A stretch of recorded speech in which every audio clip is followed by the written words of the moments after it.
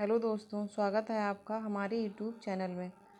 आज का हमारा टॉपिक है महान हिमालय, जिसमें हम महान हिमालय के बारे में जानेंगे। सबसे पहले इसके परिचय में, महान हिमालय को ही हिमाद्री कहा जाता है। जो महान हिमालय है इसको ही हिमाद्री कहा जाता है, क्योंकि ये 12 मास बर्फ़ से ढका रहता है, हिम से ढका रहता है, इसलिए इसको हिमाद्री भी कहा जाता है।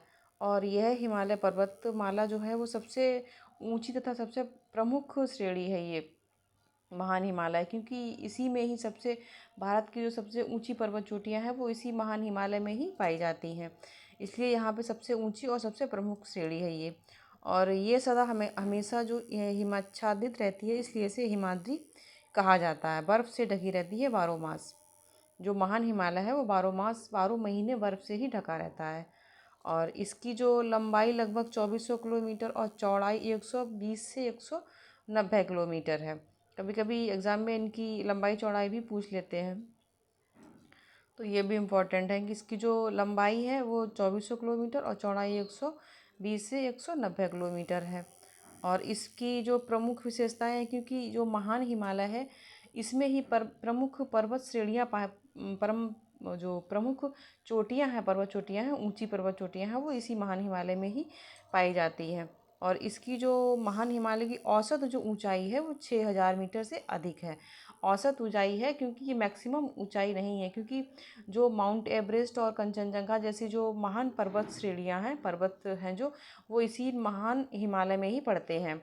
और महान जो माउंट एवरेस्ट जो नेपाल हिमालय में पड़ता है, नेपाल देश में, और उसी को नेपाल हिमालय जो हिमालय है वो नेपाल तक फैला हुआ है। तो ये माउंट एवरेस्ट जो है वो नेपाल हिमालय में पड़ता है। इसकी जो ऊंचाई है वो 8848, ये तो हर कोई जानता होगा कि इसकी जो ऊंचाई है माउंट एवरेस्ट की वो 8848 किलोमीटर है, और ये इसी महान हिमालय में ही पड़ता है। और दूसरा है कंचनजंगा। ये हमारे भारत की सबसे ऊंची पर्वत चोटी है। कंचनजंगा जो है वो हमारे भारत की है, और जो माउंट एवरेस्ट है वो हिमालय की पर्वत हिमालय की सबसे ऊंची पर्वत चोटी है। क्योंकि हिमालय जो है वो जो माउंट एवरेस्ट है वो नेपाल हिमालय में पड़ता है, इसलिए तो जो कंचनजंगा है वो हमारे भारत की सबसे ऊंची पर्वत चोटी कही जाती है। और इसके बाद में है नंदा देवी, जिसकी जो ऊंचाई है 7816 किलोमीटर है। और इसके बाद नंगा पर्वत, धौलागिरी तथा अन्नपूर्णा, ये जो पर्वत हैं इनको पेपर में पूछ लिया जाता है कि कौन से हिमालय में ये पड़ते हैं, या उनकी ऊंचाई भी पूछ ली जाती है। तो ये एग्ज़ाम के लिए इम्पोर्टेंट है ये सारे। माउंट एवरेस्ट, कंचनजंगा, नंदा देवी और नंगा पर्वत, धौलागिरी, अन्नपूर्णा। और इसके बाद में इसमें हिमनद भी पाए जाते हैं, ग्लेशियर, जैसे ये गंगोत्री, यमुनोत्री, सियाचिन, बाल्टारो, ये सारे हिमनद जो हैं वो महान हिमालय में ही पड़ते हैं। और दर्रे, जो जीला दर्रा, सिपकीला, बारालाचा तथा नाथुला दर्रा जो है वो इसमें पाए जाते हैं महान हिमालय में। और इसमें नदियों का भी उद्गम हुआ है महान हिमालय से ही।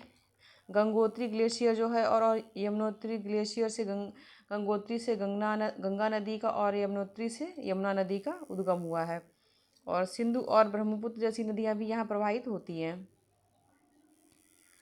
और भू आकृति विशेषताएं इसकी, जो इसका जो महान हिमालय है उसकी सबसे बड़ी विशेषता है, क्योंकि ये इसका जो पर्वत शिखर है वो नुकीला और अत्यधिक ऊंचाई वाला, क्योंकि ये सब महान हिमालय ही सबसे ऊंचा हिमालय है। और इसका जो जो है वो शिखर जो है वो नुकीला है। और यहाँ निरंतर हिमनद और नदियों का अपर्दन होता रहता है। नदियों का और अपर्दन, अपर्दन मतलब काट छाँट कर, नदियाँ जो हैं वो काट छाँट करती रहती हैं। और यहीं पे सबसे ज़्यादा भूकंप और भूस्खलन जैसे आम प्राकृतिक आपदाओं की घटनाएं भी घटित होती हैं यहाँ पे।